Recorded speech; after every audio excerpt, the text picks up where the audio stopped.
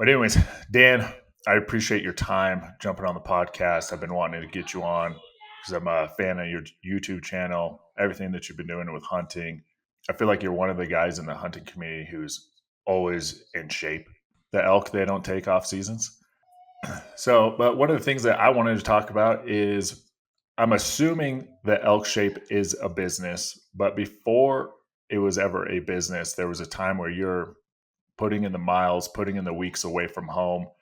What does the dynamic of a relationship look like when you're putting in the weeks to just essentially go do a hobby away from the wife or family? Okay, yeah.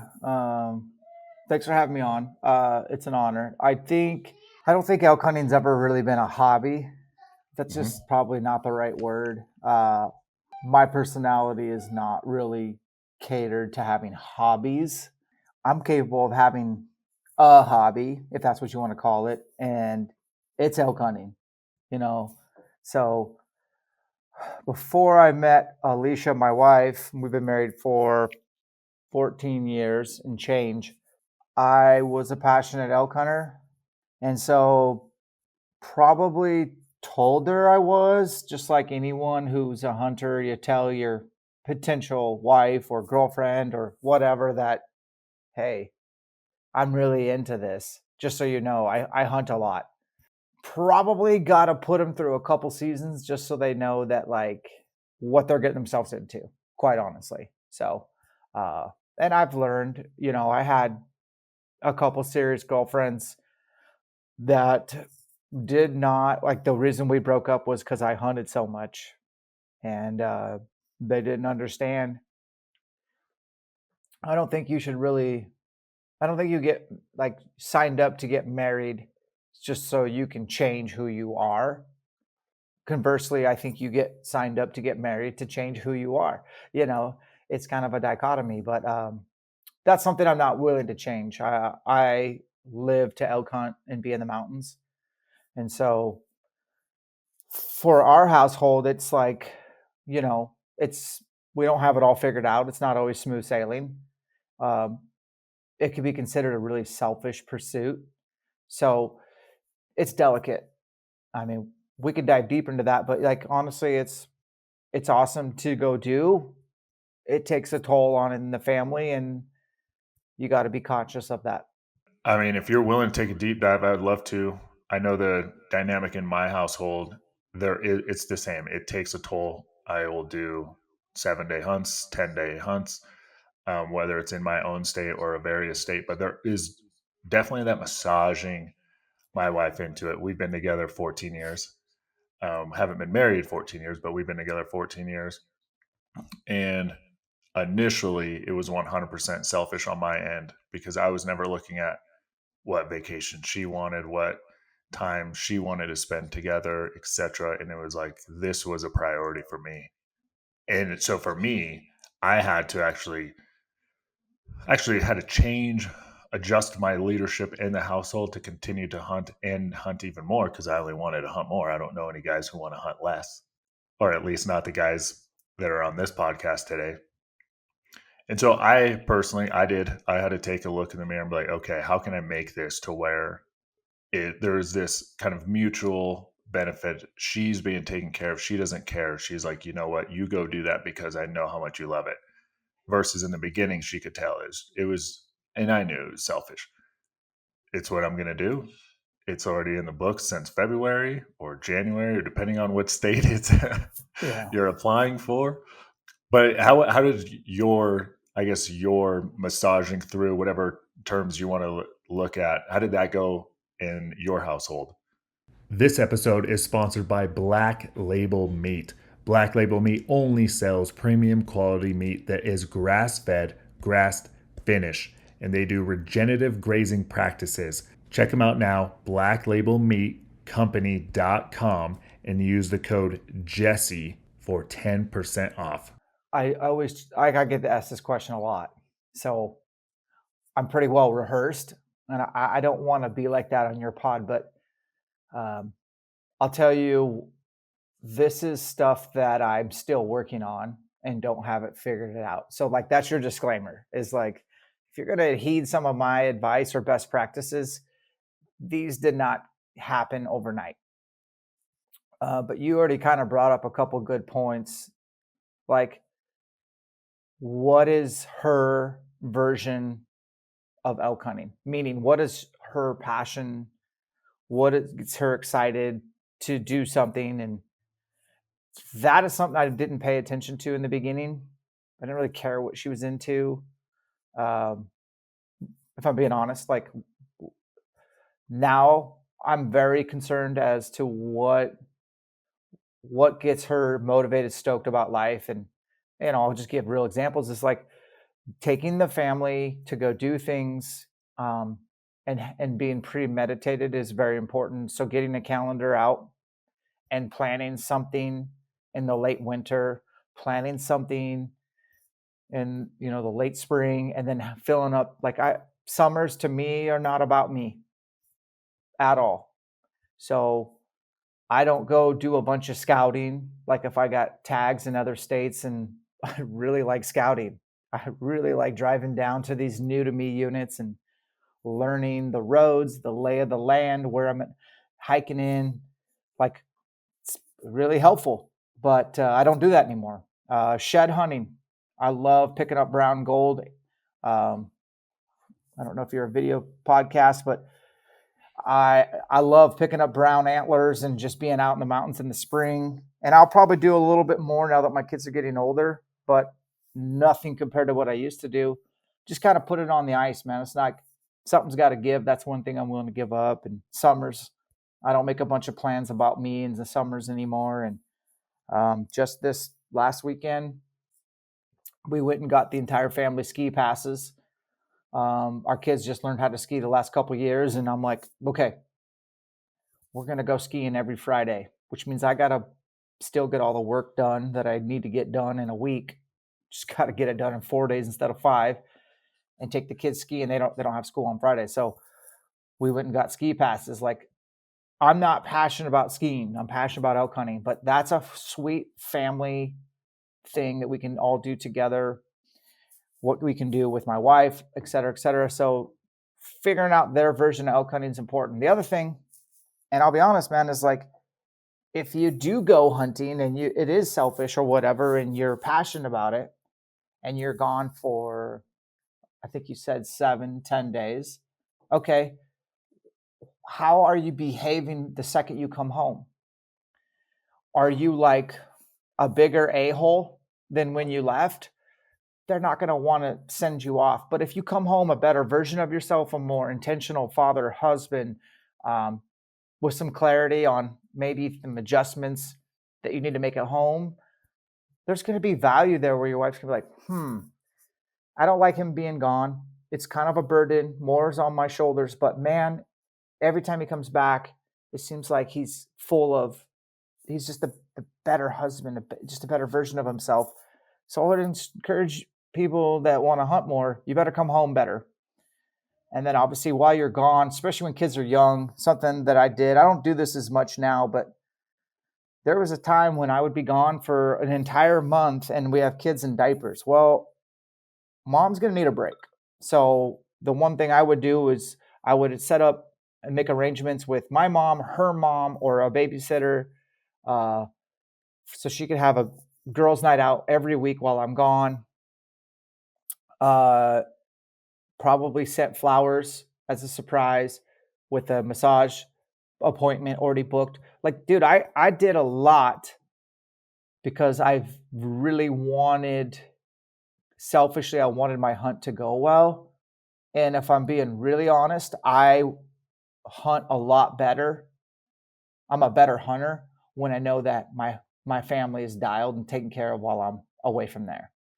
I don't have to worry about getting back to the tent at 10 p.m. and like, oh, I didn't send them a text today. Well, I'm going to bed. I'm not gonna talk to my family or kids today. I want to hunt, and it's not a big deal, So I just hunt better when my family's dialed and I've got everything kind of figured out that way. But there's still moments where it's challenging. This year, no different than others. My wife has a threshold, and I seem to find it every year, if you know what I mean. No, I do. our stories are definitely similar. My very first year of hunting, I scouted mule deer trip, scouted an elk trip. I haven't gone scouting since because it's like that June, July is for whatever my wife wants to do. And her thing is going to the lake every day. I mean, not every day, sorry, every week. Every week we do a Tahoe Tuesday or we'll go on a Wednesday, but it has to be every week. And it's like, I got to make sure I wake up even earlier to go shoot my bow on that day because I'm a continuously shooting. And it's like, okay, I got to make sure this doesn't impact that day. I don't even talk about hunts. Even like a week out, I don't even talk about them. It's like it's on the calendar, really big. Dad's out of town, and there's no reason for me to talk about it with her because it's like, is it just bringing on those maybe stress, the burden? I have two kids under 7 or under 8. Both boys. We have a dog who's 120 pounds who needs his running. So some of the things that I've done to take it off the stress is dog walker shows up at like 8 o'clock, takes him on a 3 mile walk, making sure that he's not just bugging her because he didn't get his exercise. The same thing. My mom, my sister, how can you guys take the boys on this day?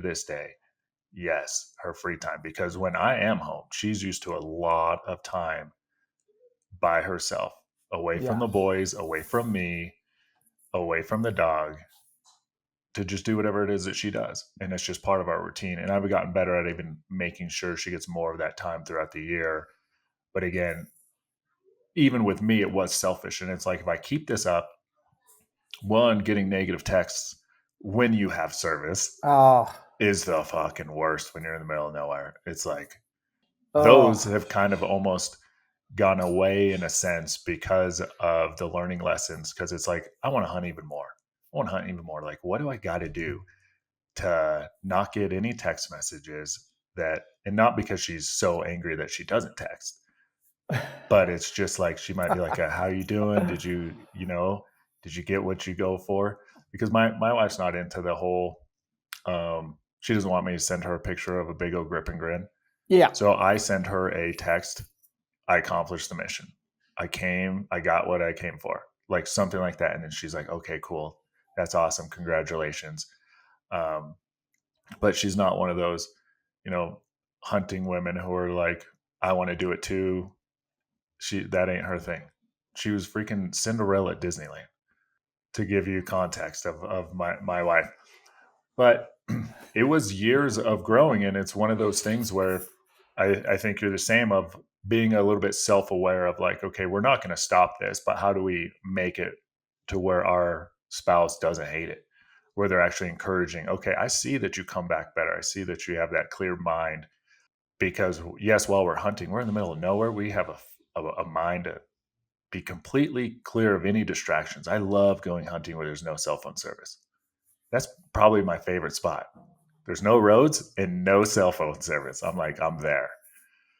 And I don't see any animals, I can just take a break in the middle of freaking nowhere and just be like, a cleared mind, think about the family, some things that we want to do, some things I got to work on, in the most peaceful setting ever. And then it's like, back to work, hiking. Um, Yeah, man. Preach the good word. I feel you. yeah. And I just feel like, I, I say this term probably too much, that most men live a life of quiet desperation. And it's like, they don't have a purpose. They don't have anything they're passionate about. They don't have, I like how you said, someone may call it a habit, a hobby, but this is what I'm fucking here for to do. They don't have that one thing that continuously gets them year round training. I just know too many guys who hunt and they get ready the couple weeks or the month before the season. It's like, I love the year round attitude, which is why you're one of the guys who I've had on, one of the few hunters I've had on, because it's, to me, to be the best possible hunter and continuously successful and doing the animal, giving them the respect that they need by training year round. So there's nothing left on the table. Like, that's the life that I try to live. And so those are Mhm. the people I try to talk to, because in it goes that there's that family dynamic. And it's like, okay, so now we got to work this aspect of our lives too. And just putting it all together, every aspect of our lives. Yeah. I mean, honestly, there's a lot of parallels to insert whatever that gets you going, that gets you Mm-hmm. excited. Um, there's a way to try to balance it a little bit, but in the short little life we get, I think the word squander is the one that I use a lot, where I'm just like, I don't want to squander any day. Any day I've been given is an opportunity to find out if I can get to the best version of myself. Obviously, I leverage elk hunting, but you could leverage whatever it is that gets you all stoked on life. For me, it is hunting, and I need to be really fit so that I can hunt a long time in this lifespan. If I'm fortunate to have a long lifespan, I never want to be on the sidelines. Just like, oh man, I wonder how elk hunting's going today. Like, that's a death sentence for me, man. Like, I'm seriously fired up about next year, and I just got done elk hunting for this year, and it's a long off season, but I'm already like, well, back to square one. The slate's wiped clean.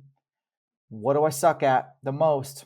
Let's start working on that first. And it bleeds into everything else, bleeds into family and business and faith and all that stuff, to where if you don't have something that in your sights pursuing, what'd you call it? Quiet desperation? That sounds about right. Yeah. I believe that that's what it is. And men suffer from that. And the one man who maybe has something in him, an itch that he wants to scratch, it's like, okay, here's how you're going to have to fit in the family in that too. Mm-hmm. Because you can't ignore them. Otherwise, your wife's going to just fucking leave you. Like, Yeah, you got to be able to master as best as possible, because none of us have truly mastered every aspect of our life, but the continuously working on it and go after that thing. definitely. But yeah, and hunting is one of those things that I'm so passionate about that I think my wife has maybe seen me cry 3 times in my life, and 2 of them were around hunting. Really? Yeah. One of them was after like 3 years in a row of filling a backpack mule deer tag here in an area that has like a 6% success rate. I went home and I cried because I was like, I failed you guys as a family. Spent all this time out there, didn't come back with the meat. Because I look at it as almost this: how could I survive in any sort of century, any generation throughout history? Like, could I actually feed the family? And if my wife gives me 1 week for a particular hunt and I'm out there and I failed, it's like, fuck, they didn't eat. That's just how serious I take it. So that was the first time. And she was like, holy shit, you're fucking crying over this? You didn't kill a Bambi. I'm okay with that. You can go to the store. And it's like, I don't think you understand. No, she probably doesn't. But yeah, that's She pretty doesn't. serious. Yeah, I mean, Yeah. I get it, but Yeah. Yeah.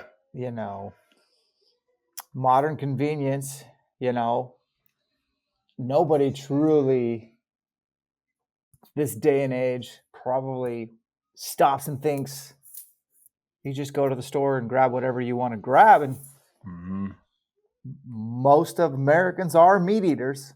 It's not the other way around. Hmm. They don't stop to think where that meat's sourced from, and something died so that you can live. It takes life to live life, and we just happen to. That's just like obviously the biggest benefit to being a hunter. Besides, let's be real, hunting takes us to some of the coolest places you'd never go otherwise, Yeah. and it's always an adventure. And then honestly, when it works out and you bring home meat, like for a lot of us, it's like such a level of fulfillment. Like, I am providing for my family, not just monetarily, but like I'm kind of a dude. Like, I'm the man. Like, I did Hmm. it. And that's kind of one of the cooler things about hunting, is that it's hard, and these animals don't want to die, and you have to go to their backyard or their home field, not Yeah. yours. Like, you're visitor. Hmm. They live out there. They don't have a wardrobe of clothes to change into when the weather changes. Like, they don't really have a job that they have to go to. Their job is to be alive, like stay alive. Yeah. And they happen to know their home turf really well, the ins and outs, where are the best places to eat, drink, sleep, hide, how to stay alive. Multiple escape routes. And you're just supposed to Yeah. show up there and be able to get close to one. And yeah, man, it's crazy how hard it is, but it's awesome. I guess that's like, if it was easy, I don't think I'd want to do it. Yeah.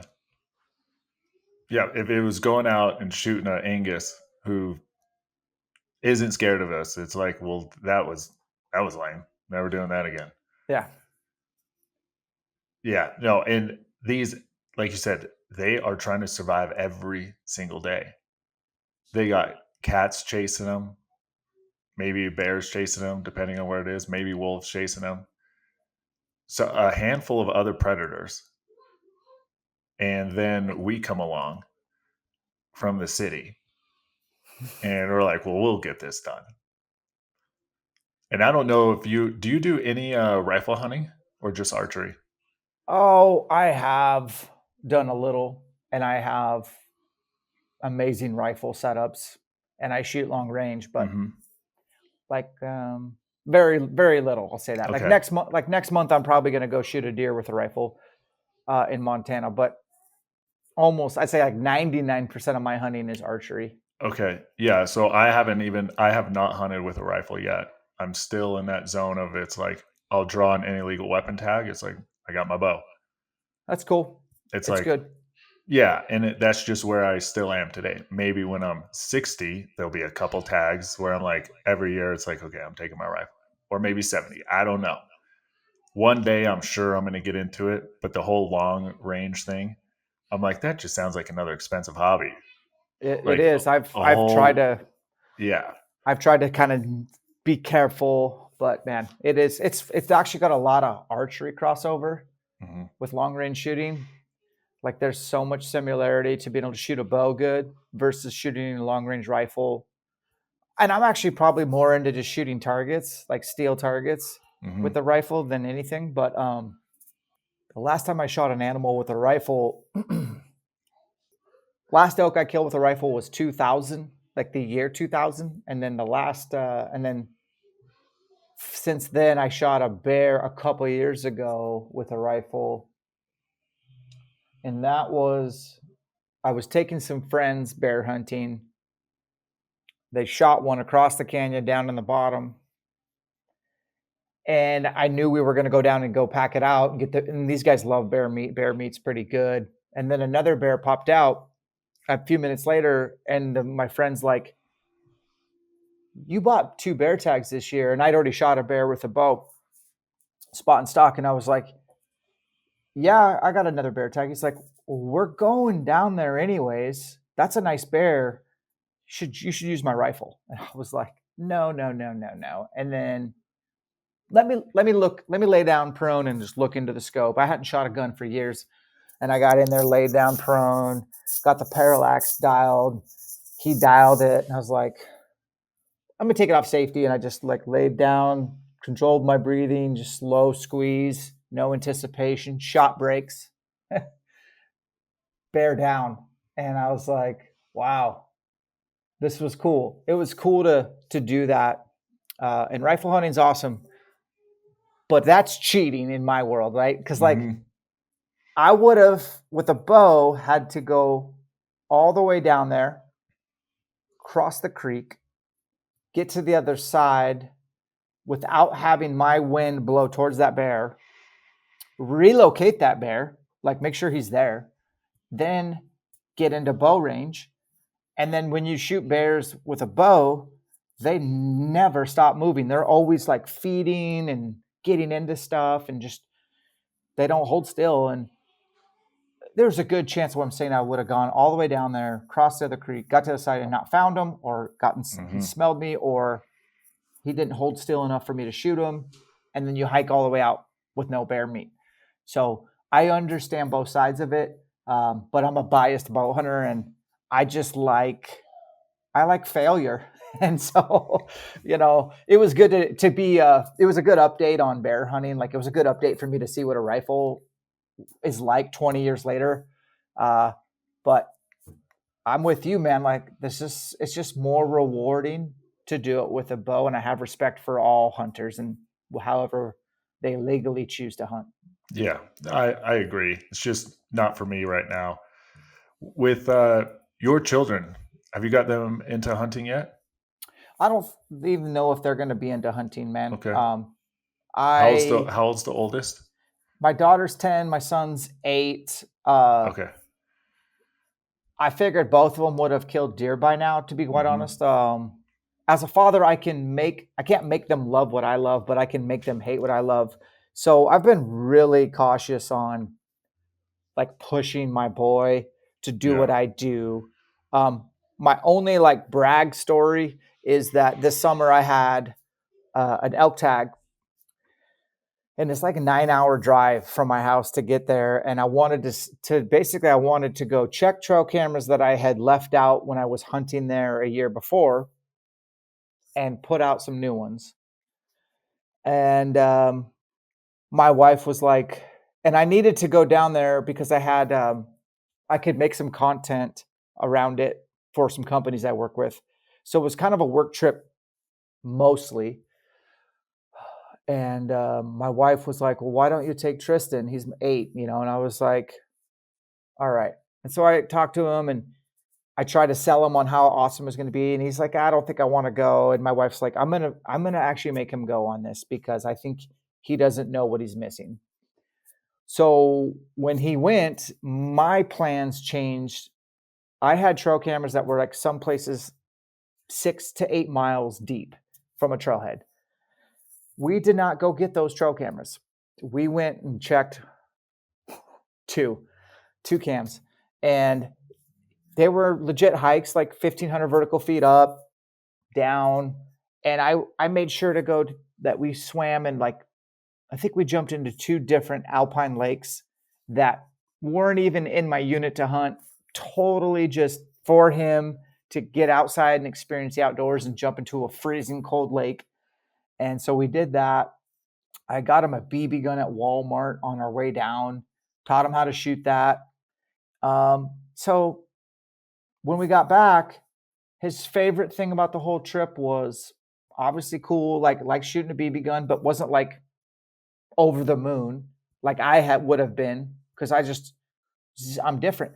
But he was like, I love sleeping in the Go Fast rooftop tent. That was the best part. Like, I loved it. Like, he thought that was so cool. And he liked being outside and just hanging out with dad, me making him dinner every night. So that trip, albeit we got some content and I really didn't get half the trail cameras I was hoping to get, was the best trip ever for him.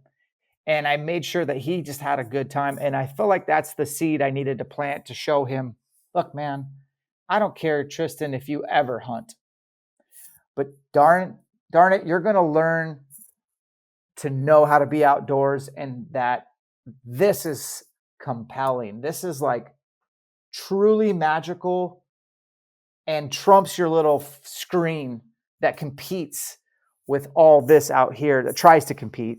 So I just kind of was able to get chalked that up as a huge victory. So he's already like asking about this next summer, where we're going to go, just him and me. And so I think that's the start of something. I don't have a playbook on parenting, to tell me how to do it. But yeah, man, I would love for my son to be picking up like, he has a bow, he has a BB gun. I'd love for him to want to hunt. I'm just patiently waiting on the sidelines and trying to expose him to much as I can as far as just the outdoors go, and we'll take it from there. Yeah, the playbook on parenting, at least for me, is I got to check and adjust that as we go. Yeah, I took my son on his first hunt when he was 6. We went to uh, the unit that I do my archery hunt. My buddy had a muzzleloader tag, and I was like, "Oh,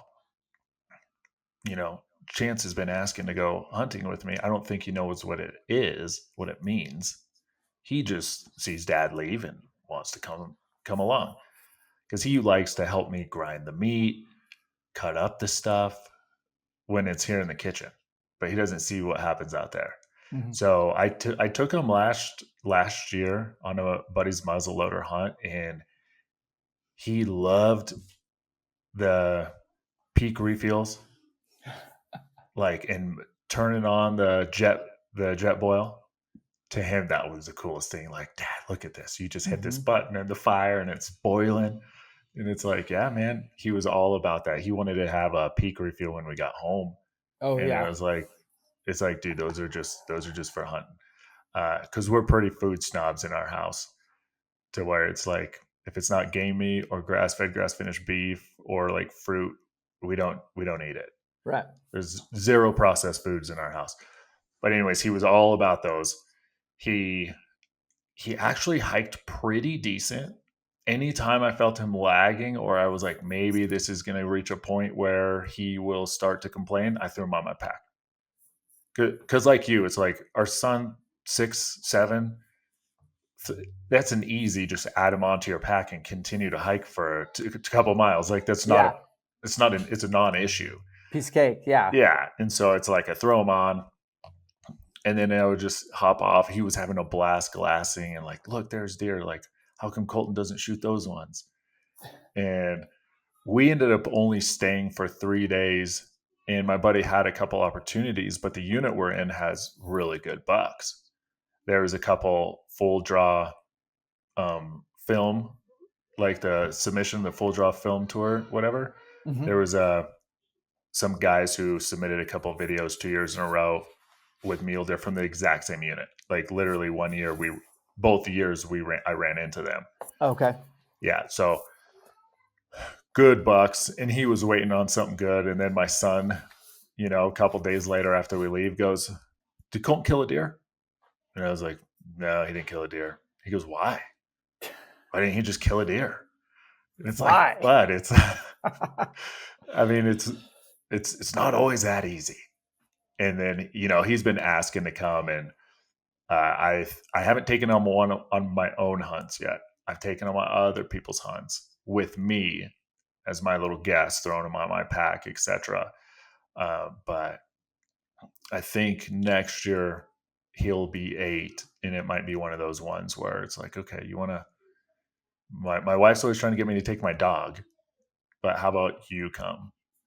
And we'll see. But it all depends on the weather. Like, I don't know how he would do in high country early August because how fucking hot it can get. And it's like, and the hiking and him just being young, it's like, I don't know. We'll see. But he's always asking every year around hunting season, and he has these hunting books that are of the little kid who like got his BB gun and then shooting the whitetail deer. I'm sure you've seen some of those, and they just love reading those.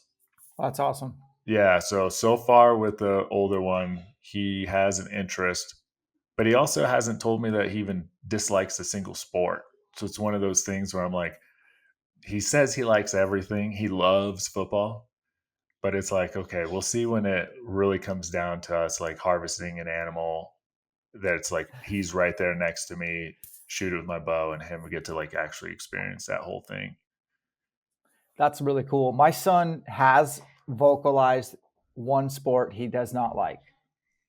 And it's funny because it's the one sport we don't let him quit, and it's wrestling. And it's just fresh in my mind. It's just like this will be his third year. First year he was all fired up for it. Second Mm-hmm. year he's like, no, I don't think I want to wrestle. And I was like, you are wrestling for sure, without a doubt. And we moved to Idaho recently, and they have a year-round wrestling club. So, and we knew about this club because their wrestlers were always kicking our ass, quite Mm-hmm. honestly. And so now we can't beat them, join them. We're on this wrestling club. And last night was the first practice I got to come to. He's been going for a couple of weeks now. And yeah, he's wrestling. He's 8. I'm gonna make him wrestle for a couple more years. Like when he gets to middle school, he can decide. But like his hour and a half practice last night I actually felt bad towards the end because he had to just like live wrestle a dude for basically 90 seconds, both of them standing up, one guy down, one guy up, 90 seconds, flip, 90 seconds, no break, find a new partner, repeat. And I was like, oh, they'll do 2. Nope, they did 4 mini wrestling matches the last half hour.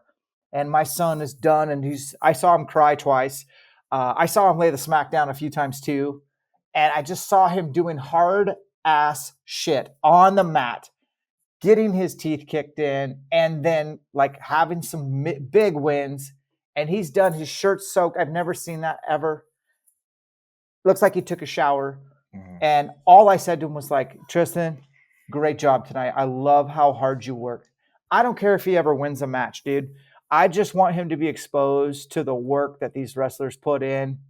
And I want him to be fully capable of defending himself against a bully or something. But I'm not going to flex on that. Like, he's doing wrestling, and we're just going to praise him for how hard he works. That's all we want. And last night was incredible. Oh, I love it. So my son's in a year-round wrestling club. Okay. Yeah, and he that was the thing. He did not like it at first. He's like, "Can I just play flag football? Flag football is easy, wrestling's hard." It's like, that's why we're doing it. Yeah. Like, I've competed in a strongman competition just this last summer, and I have another one planned that I'm going to do. And I'm like, "Does that look easy?" And he goes, "Yeah." It's like, all right, that's not the point. It's not easy at all. Neither is the training. Like, it's like hiking all the miles that we do, doing 80 miles in a week, whatever it is in the mountains. It's like, this stuff isn't easy. If we only want to do things that are easy, what if when you move up a division and it's hard, you're just going to stop doing it? But yeah, yesterday he asked me, because we normally do not go to wrestling on Wednesdays. Okay. And because he does an Awana, it's the Bible study for kids. And I was like, "Hey, do you want to go to wrestling tonight?" Just to see what he said, because I had no plans that evening, and I didn't mind if he skipped his Awana class. And he goes, "Yeah, I want to go. Coach says we're doing live." And I was like, "What?" I was like, "This is awesome." And then my wife was like, "No Awana?" And I was like, "Okay. Do you want to do Awana or wrestling?" He goes, "Oh, I'll go to Awana because I haven't gone in a couple weeks." And it's like, okay, darn. But he's getting better and better, and he's enjoying it a little bit more. But he's never said he didn't like it after the workout. You know how it's like, "Oh, I'm tired today. I don't know that I want to go lift." But then after your workout, you're like, "I'm fucking glad I did it." Always. Exactly, 100% of the times. Every time he goes to wrestling, he always says he had fun after. But there's those bunch of days where he's like, "I don't want to go today." And it's like, well, we're going. That is, I'm similar. It's the one thing that it's like, you're just going to do it. It's part of going through, you could say, the graduation from like being a boy to manhood. Like, that's one of the things that I'm looking at it is for wrestling for him. Because we just don't have those things anymore. No, we don't. Yeah, so that's ours in the Carstairs family, is the boys are going to be wrestling. I don't care if they don't play another sport. Yeah, and how is there a pretty good program up there in Idaho? You were saying they had a good one? Yeah, it's pretty legit. It's called Real Life, and they go year round. It's incredible. So, I mean, we weren't at a terrible one in Washington, but it wasn't year round, and there's just a difference. Our practices were an hour. These practices are 90 minutes, and those last 30 minutes are going to test you. So I like it, man. And I don't think I wrestled, to be honest with you, and then I quit. I shouldn't have. I'm like built for wrestling, and I quit for girls and skiing.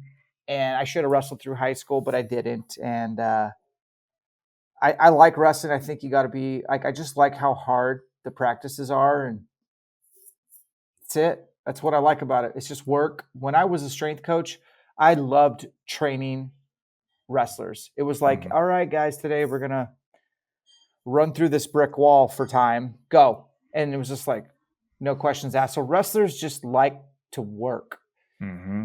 and I like hard workers. So yeah, it's a good deal, and it does. It's a great workout. The kids, lot of like any sport, we're trying to teach these kids about being on a team, working alongside people you like and that you don't like, Mm-hmm. different personalities. Maybe you like your coach, maybe you don't. Maybe you like your boss, maybe you don't.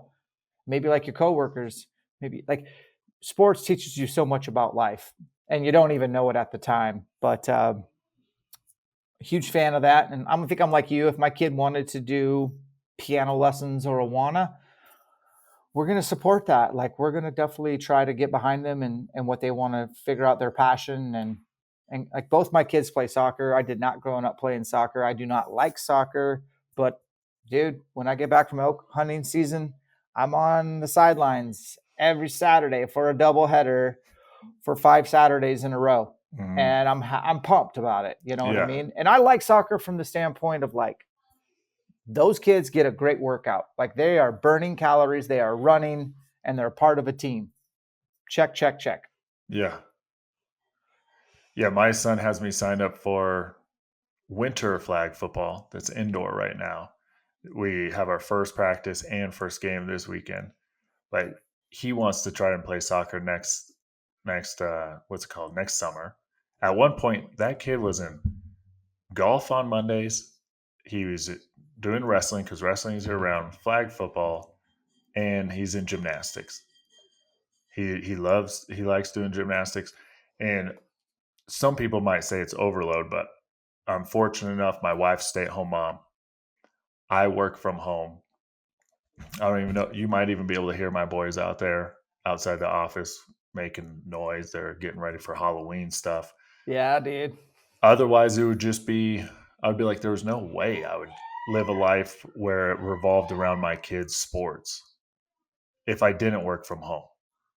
Yeah. Because then it's like, what happens to the marriage if like you and your wife are just running your kids around forever versus them and you being able to really have time. So that's the only reason there weren't that many sports just recently. But golf ended. He's still in gymnastics, and I guess he's just doing a different season of flag.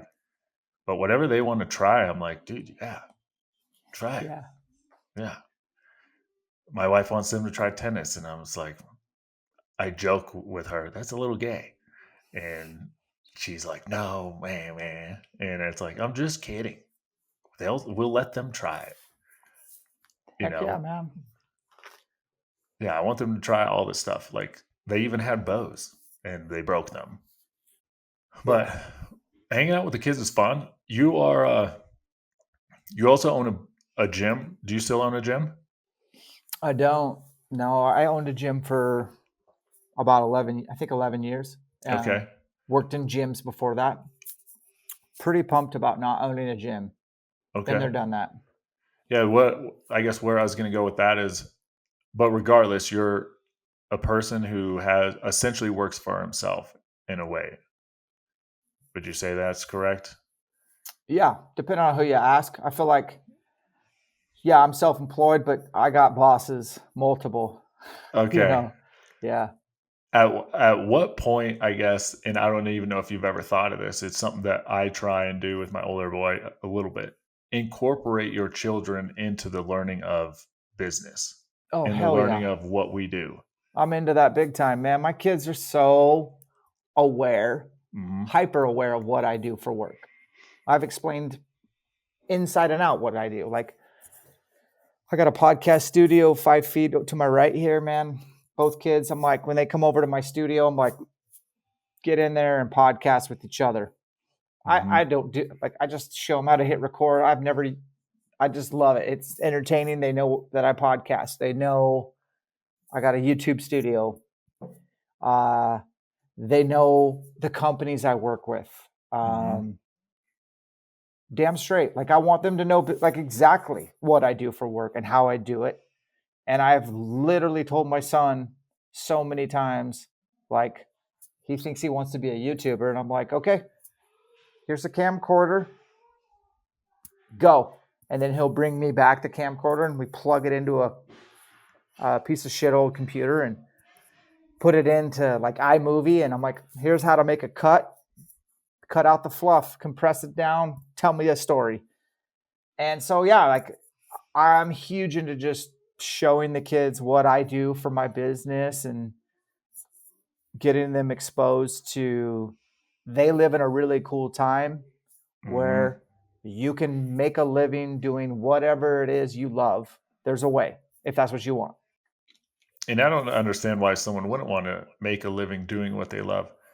And like you said, we're kind of in Same. that transitional period.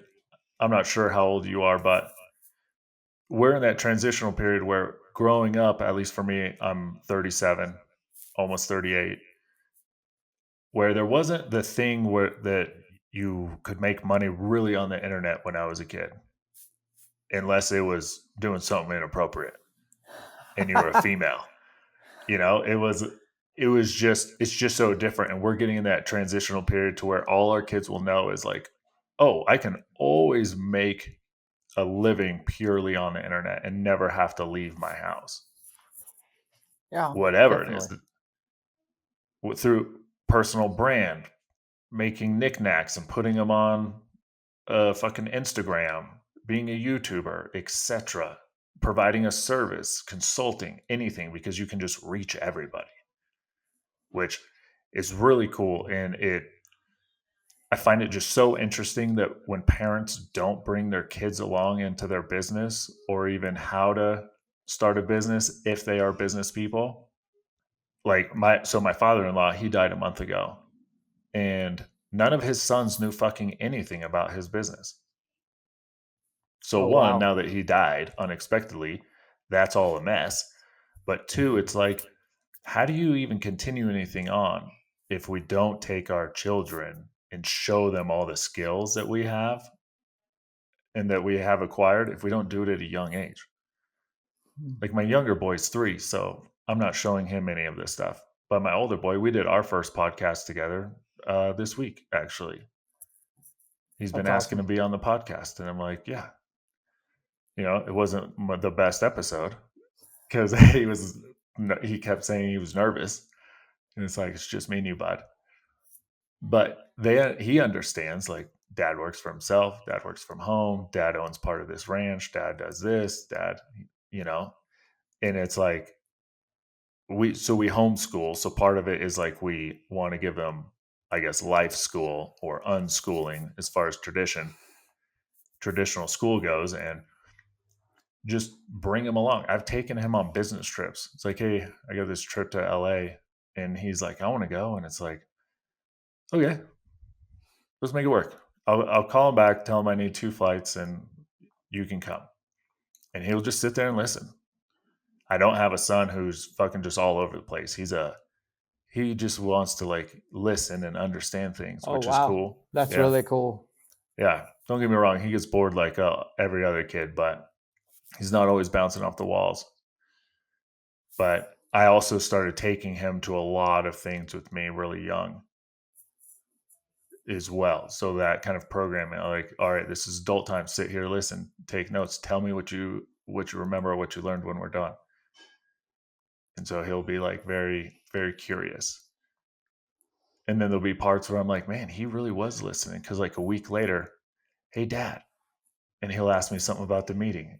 And it's like, wow, okay, you were listening. That's what this is. And then I'll explain it to him. But it's really cool that you've been definitely letting your kids take the deep dive with you in everything you're doing with the business, YouTube, etc., the podcast. Yeah, it's interesting to, I don't know how you would do it any other way, I guess. But yeah, my kids seem to show interest in it. And at some point, the tables will turn and I'll be asking them for help on technology just because I'm older than you, man. And it's just, technology is always advancing, and these Hmm. kids are already bringing home slang that I got to look up what they're saying and stuff. And then, of course, I have to try to use it and embarrass them naturally. But like, no, man, kids are the best. And I don't think working for yourself is for everybody, Yeah. for sure. I mean, there's definitely upsides, there's downsides to it all. And I mean, I think if you have any ambition to do it, might want to just get on that. You get one crack at this life, go do it. If you fail, at least you know you tried. Don't die with dreams. Die with like, did I went for this, I went for that, etc. And I'm into that, man. But don't sign up to work for yourself if you think you're going to work less. My biggest challenge is trying to work less because there's always something to be doing when you're self-employed. And there's people that are better at it, obviously, than me. But like, my personality is just to do quite a bit of volume of work every week, an incredible pace that it's exhausting. But it's what I love, and I guess I'm excited to come to work every day, man. Oh, that's cool. Well, Dan, we can cut it right there. I appreciate your time, man. And one of these days, maybe we'll run into each other in the field.